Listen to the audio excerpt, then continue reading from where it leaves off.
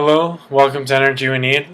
I'm Alexander, and this is an introduction to the category public services or public goods at the bottom of the before page, where we calculate how much it costs in terms of energy to provide the public services in the countries we reside in on a per capita basis.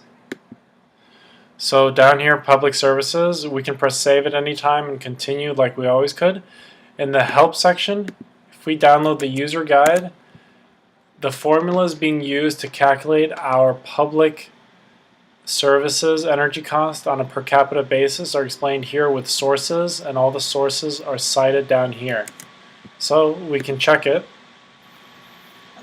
Here are the public services. Based on the country you reside in, this is updated automatically. The data is gotten from the World Bank and other sources.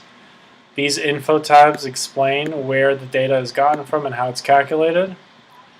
So it calculates, for example, if we use a laptop, it costs energy to power the internet that we use. Urban lighting in our cities uses energy to light. The roads that we use, it costs energy to make. Fertilizer is often in data on a per capita on a country basis. Transportation of goods is another factor. Government spends energy. Military defense. Though how these are calculated is in the information sections. Now I'm just going to talk about two things. One is that we don't all use public services to the same degree or in the same amount or equally. The other thing I'm going to talk about is whether or not we can affect the energy consumption of public services the same way that we could clearly affect food and beverage or lighting or gadgets. So the first topic, if I don't have a computer and I don't have a laptop, I'm probably not going to use data centers as much because I don't have the access to internet. For example, if I take the subway, which I do, I'm not going to use the roads as much as somebody else who drives in a car to work.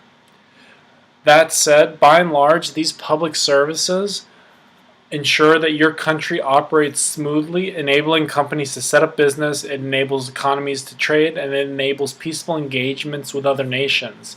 So that said, all of these factors, to a certain extent, enable the economy that we live in, or the country that we live in, and the economies that we have, and the security and the ability to engage in economic commerce, though that is a cost that isn't incorporated. So that's why it's okay to share these on a per capita basis.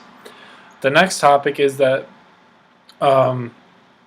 we can't always directly affect how much our government spends in energy or how much they spend in military defense or in road networks.